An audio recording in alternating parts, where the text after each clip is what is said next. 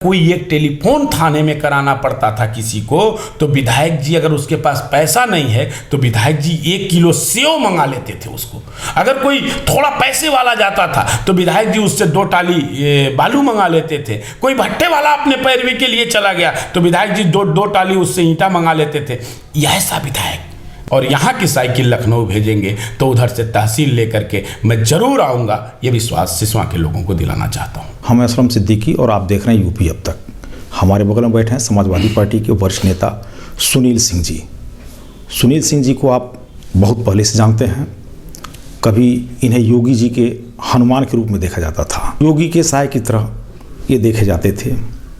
लेकिन आखिर क्या हुआ कि समाजवादी पार्टी में चले गए। बातें होंगी कुछ खट्टी मीठी तीखी भी होंगी। यूपी अब तक में आपका स्वागत है। बहुत धन्यवाद। आप कभी योगी सेवक के रूप में और हनुमान के रूप में जाने जाते थे, परछाई की तरह उनके साथ रहते थे, लेकिन क्या हुआ कि आपने फिर समाजवादी पार्टी को पकड़ लिया? देखिए, वो बहुत पुरानी बातें हैं। 5 साल पहले हमने योगी आदित्यनाथ को छोड़ दिया। चूँकि योगी आदित्यनाथ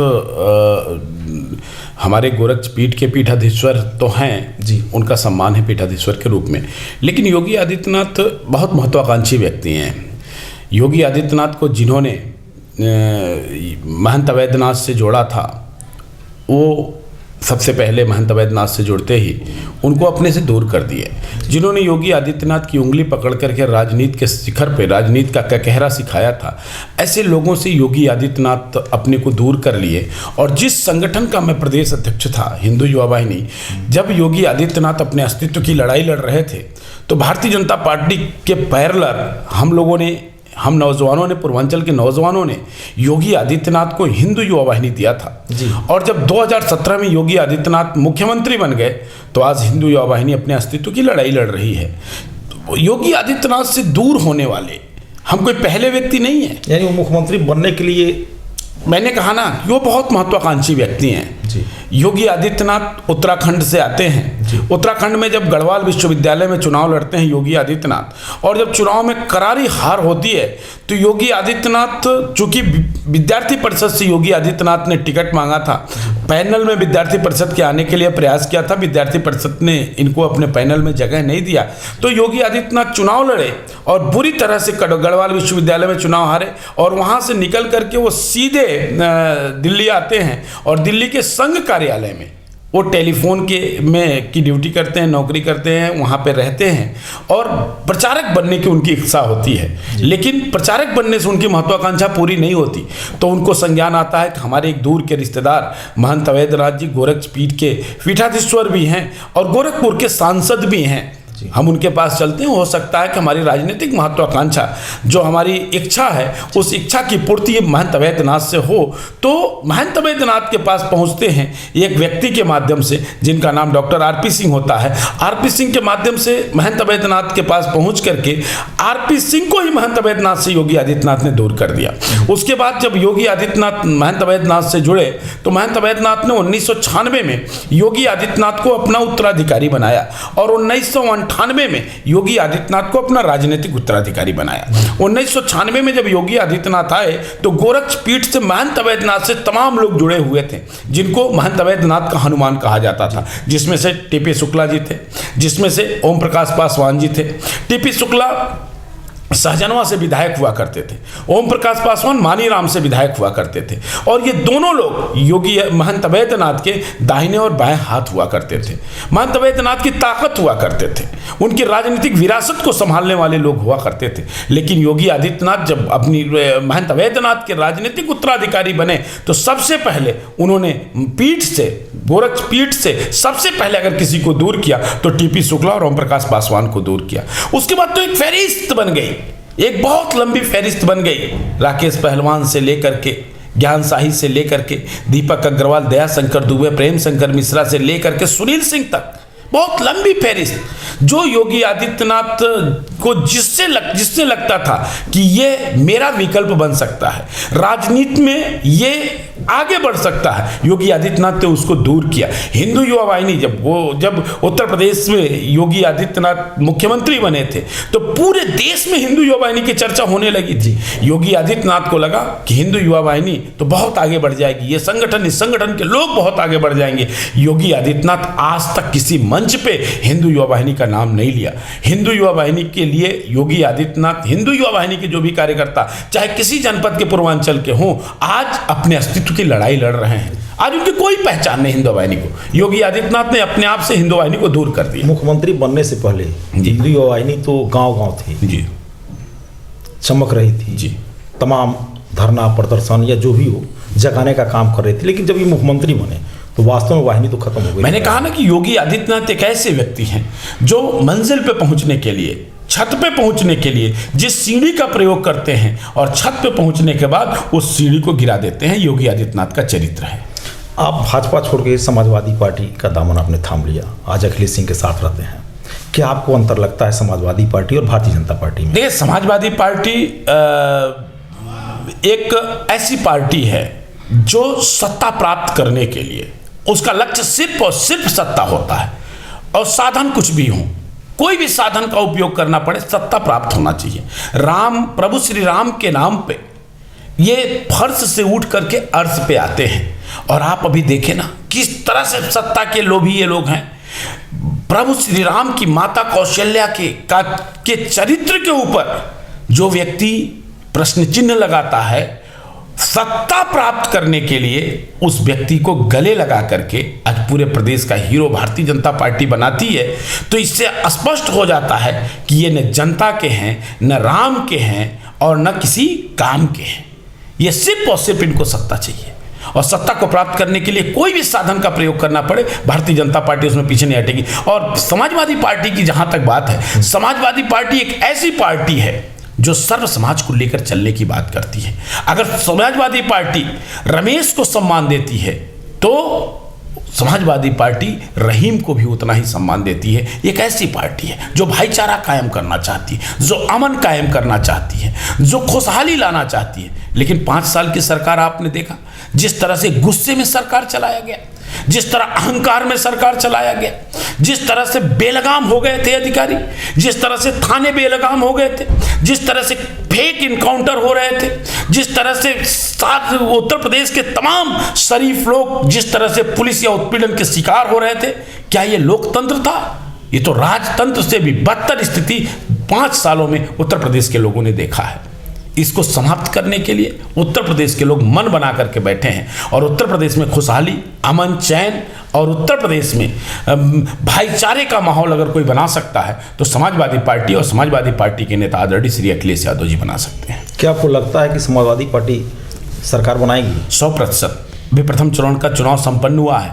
प्रथम चरण के चुनाव में जो रुझान मिल रहे हैं, जो परिस्थितियां वहां की आ रही हैं, जो लोगों के द्वारा बताया जा रहा है, जो पीठासीन अधिकारियों के द्वारा रिपोर्ट दिया जा रहा है, उससे स्पष्ट है कि 58 सीट में क्लीन स्वीप समाजवादी पार्टी करने जा रही है। भारतीय जनता पार्टी का सूरज पश्चिम में डूबने जा रहा है। अच्छा, चुनाव आता है तो फिर राम रहीम की बात आ जाती है, जिन्ना की बात आ जाती है, बेरोजगारी क्यों गायब हो जाती है, महंगाई क्यों गायब हो जाती है? देखिए, जब कोई कुछ करेगा, हमने किया, हमने एक्सप्रेसवे बनाया, हमने मेट्रो ट्रेन चलाया, हमने लोहिया आवास दिया, हमने लैपटॉप दिया, हमने कन्या विद्या धन दिया, हम 108 और 102 एम्बुलेंस चलाए, हम 100 नंबर को एक्टिव किए, हम महिला सुरक्षा के लिए 10 नंबर को एक्टिव किए। तो हमारे पास कहने के लिए कुछ था। इनके पास, इन्होंने क्या किया? इन्होंने कुछ भी नहीं किया, कुछ भी नहीं किया विकास के नाम पे। इन्होंने कहा हम 2 करोड़ रोजगार देंगे, रोजगार की तरफ देखा नहीं। इन्होंने कहा 100 दिन में महंगाई कम कर देंगे, महंगाई चरम सीमा पे पहुंच गई।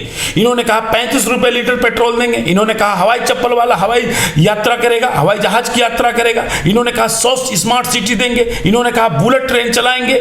इन्होंने कुछ भी नहीं किया।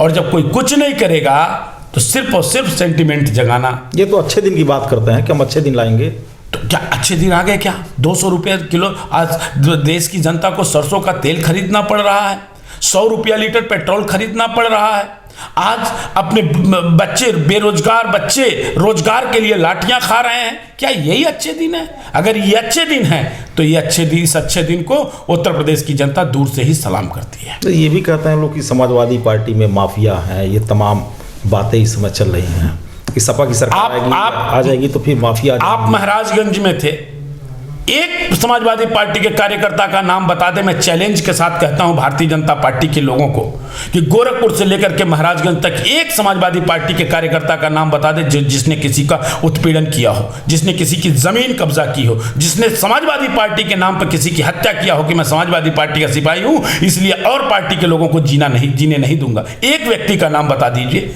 एक व्यक्ति। चैलेंज करता हूं भारतीय जनता पार्टी को कि महाराजगंज से लेकर के गोरखपुर तक, गोरखपुर से लेकर लखनऊ तक एक व्यक्ति को बता दे जो समाजवादी पार्टी का सिपाही किसी व्यापारी की दुकान कब्जा किया हो, किसी किसान को गोली मार दिया हो कि मैं समाजवादी पार्टी का सिपाही हूं, मैं समाजवादी पार्टी का कार्यकर्ता हूं, मैं समाजवादी पार्टी का पदाधिकारी हूं। लेकिन उदाहरण देखने को मिला है इस सरकार में, इस सरकार के गृह राज्य मंत्री का बेटा इसलिए किसानों के ऊपर जीप चढ़ा देता है कि वो भारतीय जनता पार्टी के सांसद और हिंदुस्तान के गृह राज्य मंत्री का बेटा है। ये उदाहरण भारतीय जनता पार्टी के लोगों को नहीं दिखाई देता? क्या ये गुंडई नहीं है? क्या यह दादागिरी नहीं है कि अपने हक की मांग करने वाले के ऊपर जीप चढ़ा दिया जाए, अपने हकूक की मांग करने वाले के ऊपर जीप चढ़ा दिया जाए? और मैं चैलेंज करता हूं, मैं चैलेंज और दावे के साथ कहता हूं, जो कहता है कि समाजवादी पार्टी की सरकार आती है तो गुंडई बढ़ जाती है, एक आदमी आपके चैनल के माध्यम से भारतीय जनता पार्टी को चैलेंज करता हूं, योगी आदित्यनाथ को चैलेंज करता हूं कि एक व्यक्ति बता दे